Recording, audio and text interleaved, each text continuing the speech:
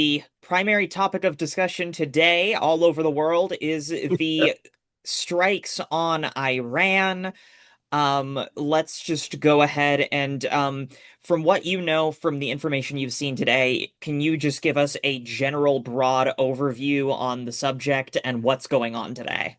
The broad overview is that the U.S. and Israel combined forces to attempt to engage in what is essentially a leadership decapitation event.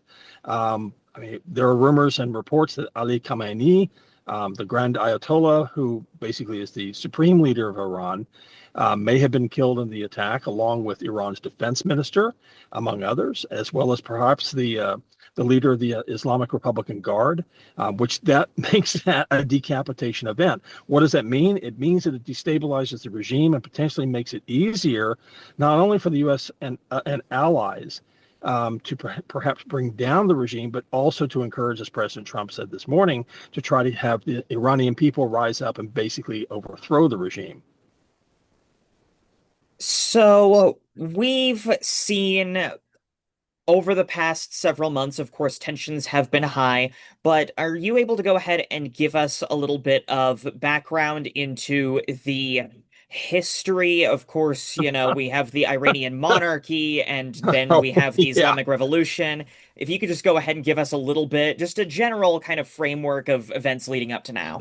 I mean, how many years do you want? Back to World War II? I mean, we literally can go that far back, where in the late 1940s, early 50s, Iran had a socialist prime minister and a democratic government that we helped to basically overthrow. And the result was is that we installed a monarchy, the Shah of Iran, Shah Reza Pahlavi II, who by 1978, 77, 78 was facing major political problems. That in turn would lead to the Islamic Revolution of 1978-79 and the overthrow of Reza Pahlavi in February of 1979 basically the installation of Ayatollah Ruhollah Khomeini is essentially the supreme leader of Iran. He would be in charge until 1989. A series of leaders would follow him. Iran became essentially a theocracy, with at least the window dressing of democracy here and there in terms of elections. But in general, it also became a major state sponsor of terrorism, became a major adversary of the United States beginning in the 1970s and beyond. We have had an adversarial relationship since then. Let's also not forget November of 1979, the storming of the U.S. Embassy in Tehran, the holding of American hostages, particularly diplomats and others, until January of 1981. We've had our differences back and forth. Iran has attempted to develop a nuclear weapons program. We have claimed that we've gotten rid of it.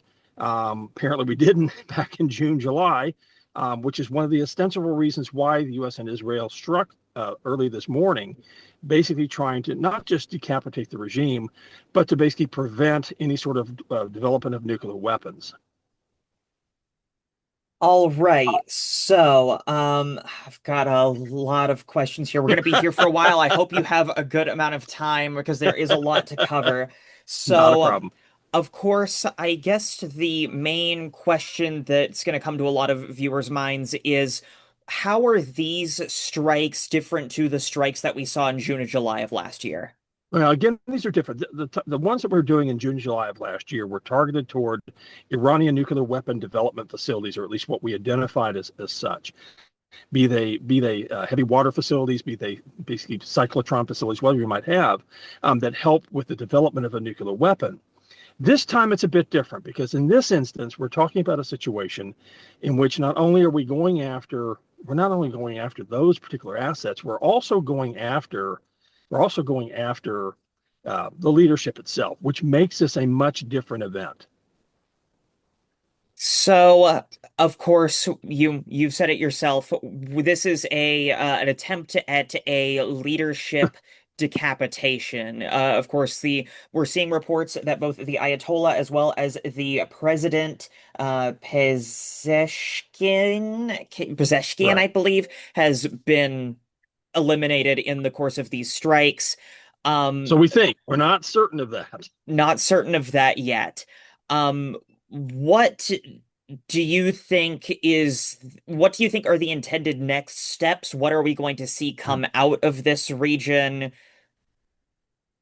Here's the problem is that we are getting rid of, at least we assume we've gotten rid of the top leader, the two or three top leaders. They will be replaced. Iran has prepared for this for years. They have prepared for a decapitation attack or event. We know that there are, in terms of the succession plan that's in place, which means that whomever takes over, and there will be people who take over, they are likely going to be as extreme as the people that we just eliminated. In fact, there's a real fear that the Islamic Republican Guard could take over, in which case we're talking about some of the most extreme elements of the Iranian regime, which means now we're talking about the concern about asymmetric warfare. We've already seen a bit of it today with retaliatory strikes against U.S. and allied assets in the region.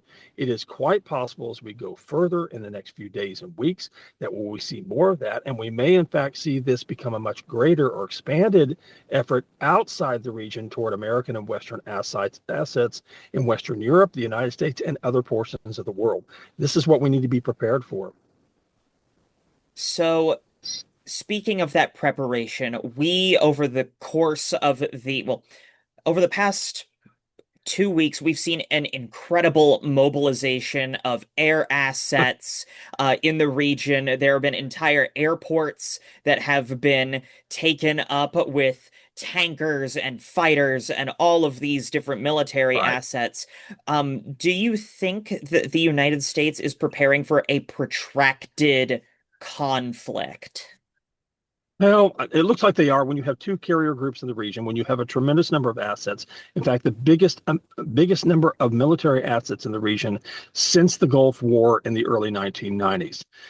We should have assumed, based on that, that the U.S. and its allies, or at least Israel in this case, its one ally, was going to strike at some point. The problem is when you're talking about trying to engage in regime change, which is what appears we're trying to do here, you can't just bomb them. You have to actually go in with ground troops. We learned that lesson not just in Iraq, we learned that lesson in Vietnam and elsewhere. And those were hard lessons that ultimately failed. And so we have to be aware that Iran is about 4 times the size of Iraq, population close to 100 million. It has a substantially sized military and has assets in the region, as well as allies and supporters outside of Iran proper, who would be very willing and happy to assist the regime in attacking U.S. and allied targets. Speaking of those response attacks, we have, of course, there have been reports that there have been strikes, or at least warnings of strikes, in Right. Israeli territory. And then, of course, we've seen video coming out of course, the U.S. base in Qatar. We've seen Right. reports out of Bahrain. We've seen reports out of potential drone strikes in Dubai, in the UAE. Why would you, or what would be the reason for those strikes? Is this a direct economic attack, or is this more, does this have some religious substance to it? What do you Oh, see in no, that? I wouldn't see religious. This is more political. This is more military in terms of, again, of an asymmetrical attack. There are thousands of American expats in the region. They work for oil industry, they work for financial companies, what have you. They are soft targets. And they are at risk, as well as our allies and the expats in the region are at risk. This is why they attacked hotels, why they attacked tourist areas. At least that was the case I think, in Doha. And so again, this is a case where we need to be aware that the Iranian regime has been in the past, as a state sponsor of terrorism, is more than willing to wait it out and more than willing to use various means and measures well beyond the theater of what would be defined as the theater of combat in order to strike back at American and Western targets. Again, I would make the argument that we have put our people that are Americans who are living in the region and military personnel in the region, we have put them now at risk. Now, this is not to say that military personnel weren't prepared. The problem is, I don't think necessarily civilian personnel were necessarily prepared for what took place in the last, 12 hours. So, speaking in broader terms, of course, the word war has been thrown around a lot. Of course, We know that Congress has to go and approve a declaration of war for a more long-standing protracted Sure. conflict to persist. Can you give the viewers a rundown of how exactly that would look from here on I out? mean, sure. There's something called an authorization of the use of military force. We had that for the Iraq War. We had that for Operation Desert Shield and Desert Storm. We've had it in other instances as well. That's not quite the same thing as a declaration of war. It's authorizing essentially the president and the Defense Department to engage in military activities that likely the president and the Defense Department have already done anyway. A formal declaration of war we haven't issued since World War II. And we've had a number of military conflicts since World War II. So we do these authorizations. Sometimes we don't do authorizations at all. That said, we do have the War Powers Resolution War Powers Act, passed by Congress in 1973 in reaction to presidential actions by not just President Nixon, but previous presidents as well, sending troops into combat situations without any sort of congressional oversight. And so the War Powers Resolution is designed to basically keep funding going for up to 60 days, and then Congress can pull that funding and tell the president time to pull the military out. The problem with that is that if you're in the midst of an active combat situation in theater, 60 days may not be nearly enough in order to be able to basically accomplish what you're trying to accomplish, which means then you're in a situation where Congress could say, look, we don't want to fund the money, fund the war effort further. And the president can say, okay, fine, you're putting our troops at risk by doing this. And so you end up with this quandary. And this is where we run into a constitutional issue because there are some, and there's a pretty good argument to be made that the War Powers Resolution, as it was passed by Congress, actually is essentially a form of a legislative veto and therefore may be unconstitutional. So I would not be surprised if there's an effort by the Trump administration to challenge the constitutionality of the War Powers Act, War Powers Resolution, under a Supreme Court decision from the 1980s that actually dealt with immigration, ironically enough, but also was viewed as a form of a legislative veto. That also came into play for budget control in the early 1990s. And so it is possible that you could see a challenge. Practically speaking, once a president has committed troops or military personnel in general, Congress usually understands begrudgingly at times that, yes, we have to continue the effort. However, that said, as we drag this thing on, and this is the big problem, as we drag things along, and we end up with the loss of personnel, the loss of materials and assets, and we end up spending a lot more money than anticipated. That's where Congress usually starts dragging its feet and basically tells the president, you need to wrap this up or we're going to start cutting off funding. We started to see that during the Iraq War, is that, it took about 2 or 3 years. Bush was pressured into basically ratcheting things up. And then what happened? He began to draw down troops. This is the issue I would say is a concern, is that if you're going to engage in actual regime change, you're not going to see some sort of spontaneous, what we refer to as color revolutions in political science, where in the 2010s and so, a variety of countries had these various color revolutions that tried to overthrow their regimes. Even Iran experienced it at one point. They put it down violently, I should note. You, to think that somehow they're going to rise up without serious military support, I think is a little bit foolhardy. So now we have to ask the question, if we're going to commit such military assets to the region, are we going to also put boots on the ground? And if we're going to put boots on the ground, now we're talking about a long-term commitment, and not just a long-term commitment militarily. Now we're talking about a long-term commitment in terms of supporting Iran as it transitions to some sort of democratic system, its economy. Everything would now be in play. That nation building, that sort of stuff, is a long-term effort. And for the United States, we don't have the best track record.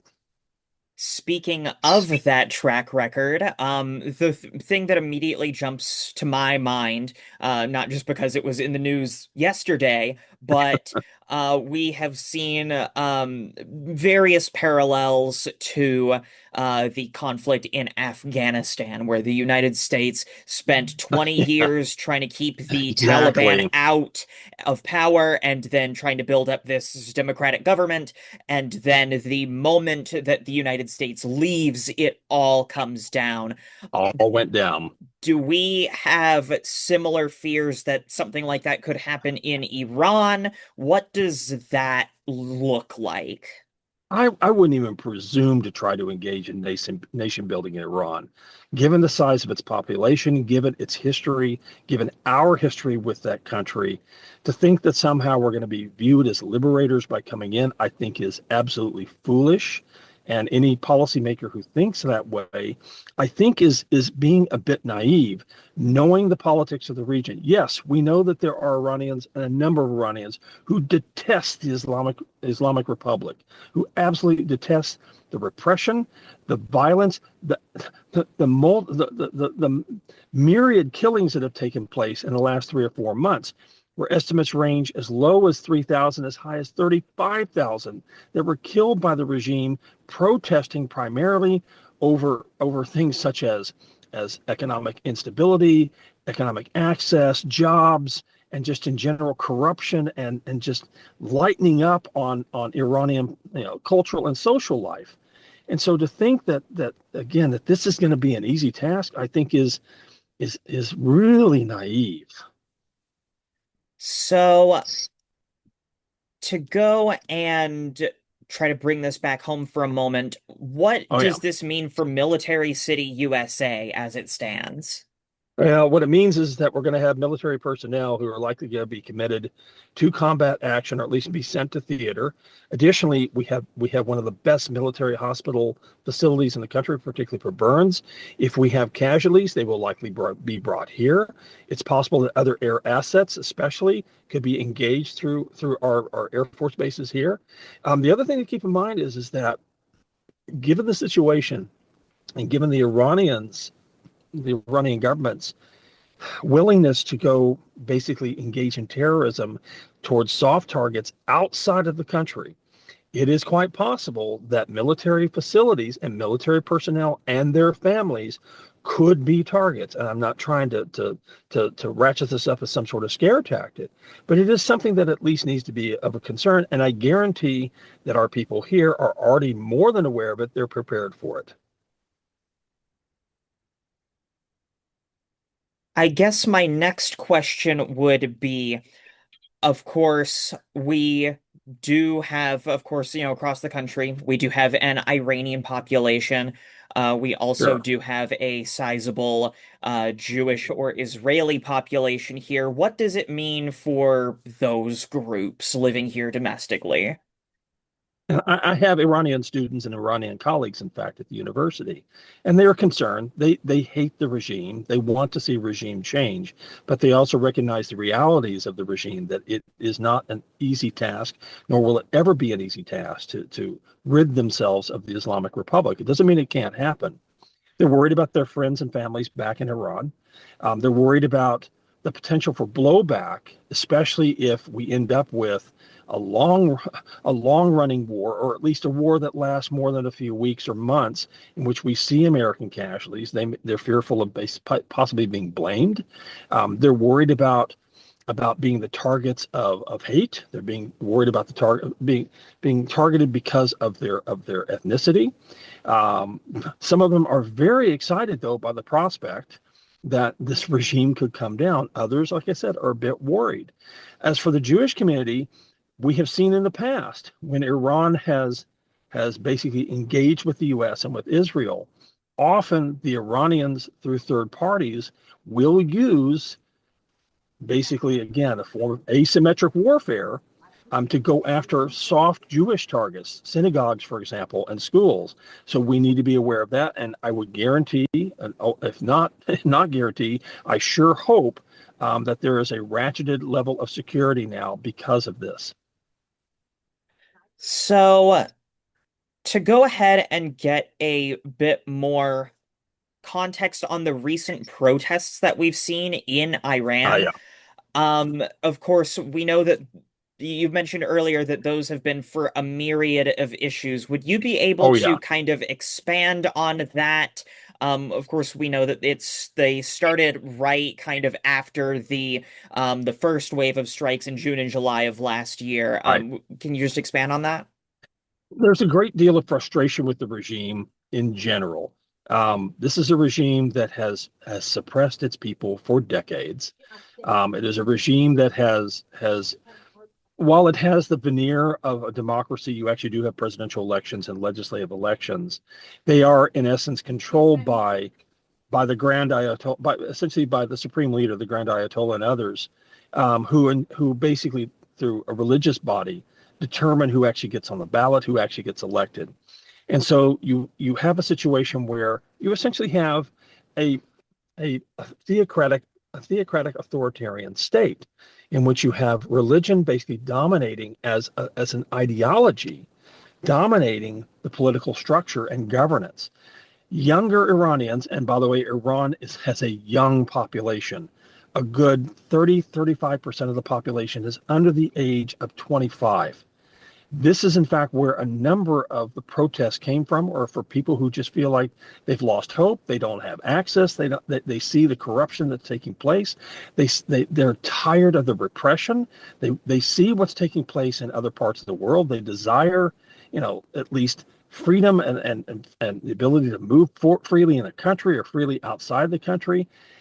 You combine all those factors, and then you see a government that's trying to basically spend all of its money on developing a nuclear weapons program. And there are reasons why they developed the nuclear weapons program. Nonetheless, the average citizen is looking at this. Why are you spending so much money on this and not on the basics of a social safety net, the basics of education, the basics of what we'd expect for a government to provide, even in a repressive or an authoritarian state like Iran? Now, let's not forget the reason why the Iranian government has attempted to develop a weapons program is essentially for regime survival. This is why we saw this in North Korea as well. The North Koreans have continued to maintain their nuclear weapons system and their nuclear weapons program because they know it guarantees survival. The Iranian leadership is convinced of the same thing, that if they have weapons or are able to develop weapons, that they are not necessarily untouchable, but it makes it much more difficult for the US and others to bring them down. This is why the US and others, at least a decade ago, pushed the idea of getting Iran to the table for nuclear talks to try to basically monitor their nuclear weapons program. The Iranians basically said, we're doing this for peaceful purposes, but there was a lot of evidence to suggest it wasn't for peaceful purposes, especially the particular, separators that they use and such like that. And so when in 2018, President Trump basically got rid of the deal, and we're now in a situation where we had no deal in place. This is what led to the attempts at negotiations between the U.S. and Iran in the last roughly 6 months or so. And we thought maybe we might have something close to a breakthrough, but something must have at least changed or convinced the U.S. and Israel especially that this was not necessarily the case. And therefore, the time to strike was now before perhaps Iran had some sort of breakthrough. Let's also not forget the Iranians have developed intermediate range missiles, not quite ICBMs, but missiles that actually have a range that can actually hit Western Europe. So there is this concern militarily and strategically that perhaps the regime is viewed just as weak enough that this is the time to do it. So, on the topic of nuclear weapons in Iran, of course, there's been discussion of the development of their nuclear weapons program for the better part of 30 years or Oh probably yeah. more. Um, because what do you think, I guess the correct question to ask would be, what do you think it take having, their, Ayatollah, president, other government members, killed in strikes. What do you think would it take for the Iranians, if they have a weapon of such caliber, Right. to use that in a combat setting? Now, this is all conjecture, obviously, but if we're talking about a situation where they believe that the regime's survival is at imminent risk, it is possible they could use it. But the problem is, by using a weapon of that sort, it invites immediate and massive retaliation, which in turn would basically probably bring down the regime anyway, and in turn leading to the deaths of millions. So, just to add a little bit more context to this, of course, there's talk about the US, there's talk about Iran, but also, Israel has played a very substantial role in this Oh conflict's yeah. development. Could you give a little bit of history or a little bit of information as to the conflict between the Israelis and the Iranians? This one also goes back decades as well. Um, I mean, especially in the last 30 to 35 years or so. The Iranians have sponsored terrorist organizations, Hezbollah, for example, Hamas. We can name others in which there are direct Iranian ties, and those monies that are coming to it are for the purposes of supporting those entities in their attacks against Israel and the survival of Israel. In turn, Israel has gone after them and has gone after Iran as well. We've seen the Israelis assassinate various Iranian military leaders, especially in the last few years. The Iranians have attempted to do the same. The Iranians have attempted at times to try to prevent fellow Arab and Middle Eastern countries, or at least allies or at least neighbors, from recognizing Israel, or at least working with Israel, recognizing their right to exist, for example. And this is where I think again the Iranians have kind of put themselves a little bit in a hole because the Israelis are now willing, at least at times, to work with regimes that the Iranians are not necessarily very good friends with. In fact, at times are at arm's length with, and therefore the Israelis can basically play them off. Example: the Saudis have no love lost with the Iranians. Yes, they've had a little bit more of kind of a get together to try to work out their differences, but they're still adversaries in the region. So the Israelis view the Saudis as kind of a buffer in some respects against the Iranians. The Saudis also view the Israelis as kind of a buffer against the Iranians as well. Situation where they're kind of, they find ways to essentially undermine each other wherever they can. This is not to say that it will end with one side or the other basically being destroyed. It doesn't mean if anybody thinks somehow there's going to be a Nixon goes to China moment and an Israeli prime minister shows up in Tehran, that's not going to happen, at least not under this regime. It will continue to be a highly adversarial relationship in which, again, don't forget, back in June, July, it was the Israelis who were as much a part of the 12-day war as anybody else. And so to think that somehow that the two sides are going to come to any sort of agreement, I think, again, is kind of wishful thinking. And so we're now set in a situation where, do we see Iran? Iran will never capitulate. That will not happen. Of course, not to keep you for too much longer, I know you Uh, have plenty of things to do. Um, yeah. I guess one of the big things that I wanted to go ahead and ask about, Okay. the Strait of Hormuz. I don't know if I'm pronouncing that right. Oh yeah. Hormuz is correct. Yes. So, of course, over the past few hours, we've seen that that strait has been cut. How do you think that that will impact oil and gas prices here at home? Will it impact them? I Sure. know Trump was touting yesterday energy independence at a rally in Corpus Christi. So, of course, if you could give me a rundown on how that is going and how that's going to play out. The Iranians have tried to cut off the Straits of Hormuz before, and in doing such, they actually have gotten into conflict with the U.S. and Western forces. If they cut it off, if they shut it down, it means you're preventing oil from getting out of the Persian Gulf, not just Iran, but other countries that are in the Persian Gulf that have oil terminals and refineries. This in turn could, and most likely just saying it, will likely kind of spook the spot market as well as the various crude oil futures prices, which means in turn, if it's cut off for any length of time, and particularly before the U.S. intervenes, and this is, by the way, one of the reasons why President Trump noted that he was going to destroy the Iranian Navy. Why? Because if you destroy the Iranian Navy, they can't blockade the Straits of Hormuz. But let's say they're able to blockade it at least for a time. Yeah, you could probably see a spike in oil prices. It may not be immediate.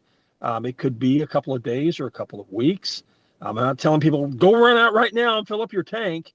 Although it's always possible that we could see a change in gasoline prices as a result relatively soon. The difference is this time, has been mentioned, not just by the president, by others, is that we're awash in oil right now. We have while prices may not have gone down nearly as much as we like, there is a lot of oil in reserve. There's a lot of oil available. Iran is not a source of American oil; it is a source of oil for Western Europe. And again, oil from that portion of the world, especially from the Saudis, from various Gulf states, same thing. It's a concern there. So it could have an impact. Again, often these things play out relatively quickly, but again, we could see a spike. It is quite possible. Not saying it could happen, but it is quite possible by blocking the straits that it could actually, create a situation where we see a spike in oil prices. All right. I guess I've got like two more questions left. Um, Okay. of course, the we've seen as far as polling goes, a war with Iran would generally be, if Yeah. to believe the polls, it would not be Yeah. popular with the American public. Correct. How do you think the public will respond? And in turn, how do you think that the government is going to justify this conflict? Response. I'd be interested to see polling in the next few days. The pre-war polling showed strong opposition overall to the idea of attacking Iran. Now, while there was more Republican support than Democratic support or independent support, overall, there's roughly 70% or more of Americans over the age of 18 opposed conflict with Iraq or an attack on Iran. That said, we'll see what the polling numbers show in the next few days.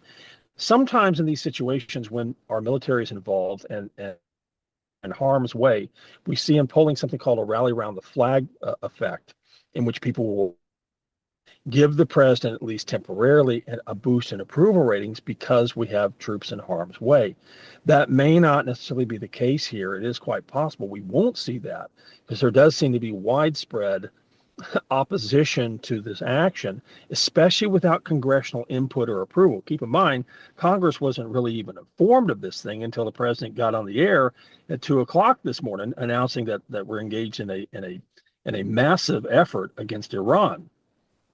So, what does it mean in terms of policymakers? That's also fascinating because, as is not surprising, Democrats, for the most part, basically came out against the action, arguing that you've got to go through channels, you've got to go through a process. If you want to get congressional approval to do this, do that. Republicans, for the most part, have talked about regime change, talk about how we need to bring down the regime and how this is, where troops are in harm's way. We need to support the president and all this. Now, Democrats have said the same thing, but they've also said this regime stinks. It's horrible, but we need to go through proper channels in order to basically engage in military action. It will be interesting to see starting early next week because there's an attempt already to push for the War Powers Resolution to be considered by the U.S. House and by the U.S. Senate. There are Republicans who have already joined with the Democrats, so we could see it pass the U.S. House, assuming it actually is allowed to be voted on in the U.S. House, and then on to the U.S. Senate, where again there'll be questions about whether or not you'll get to 51 votes or more. It's possible. Don't know about that. Here's the other thing, though. Even if Congress passes basically a resolution saying that President Trump, we have War Powers Resolution now invoked. He got 60 days. He could ignore it. We never know. So let's see, what else do I have here? I think we've touched on everything here. Oh, I guess one other area I wanted to touch on. Okay. So we have seen, of course, this is right after the very, publicized apprehension of Nicolas Maduro in Oh yeah. Venezuela. There has been a lot of talk about possible intervention into Colombia, into Mexico, into Cuba. Of course, we all remember Greenland. Yeah. How does a conflict with Iran that has already seen so many, two carrier strike groups, all of this air infrastructure, we're talking potential boots on the ground, depending on what the government decides to do about this. How does a conflict with Iran interface with all of those other conflicts or potential areas concerned for this administration? It seems like there's way too much on their plate. And in particular, for a president said that he was going to be the president of peace and not go to war. We've seen an awful lot of them since he became president. And so, if you're talking about trying to fight multiple conflicts or multiple military actions at once, that puts a tremendous stress and strain on our personnel and on literally on our assets as well as on our allies. And so it's almost worrisome. Well, not say almost, it's worrisome in that it's almost like, we have an ADHD, no offense, ADHD or hyperactive approach to viewing the use of military forces as an instrument of policy. And I would be very concerned that if we're going to commit a lot of military assets to Iran, we've talked about going after Mexican cartels. They've backed away from that just a bit. But we already went after Maduro. We've talked about going after Colombia for some reason, because apparently the president's made the argument that they've been involved the same way as the Venezuelans. We've seen, again, threats to Greenland. I mean, you're basically spreading forces extraordinarily thin, potentially, across the globe.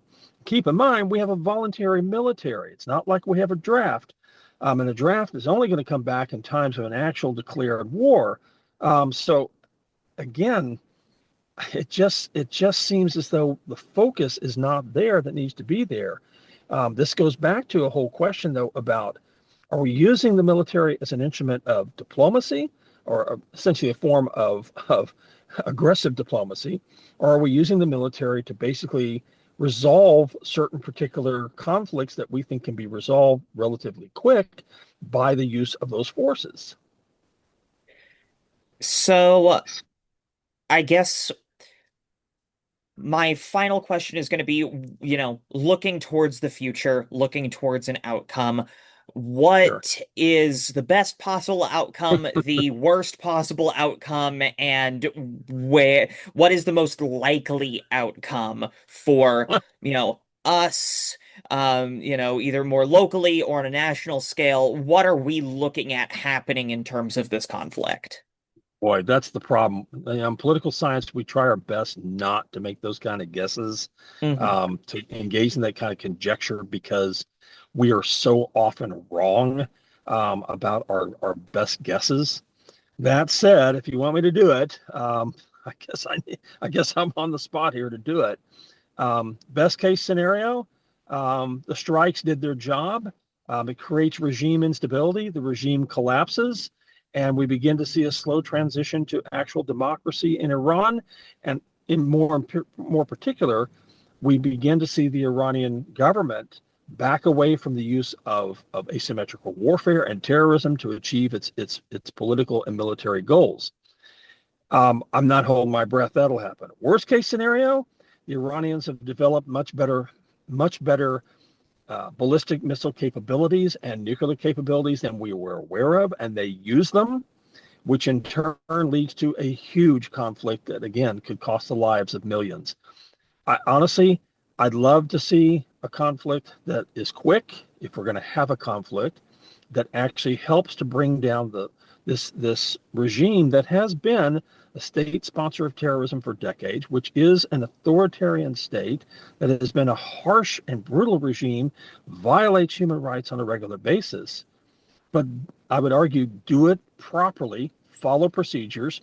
Keep in mind, people are some of our big allies are angry at us at the moment because we didn't even inform them. And that's why they're going to the UN Security Council to basically discuss this. Because again, we went around the normal diplomatic channels necessary to gain support and basically justify why we were doing this.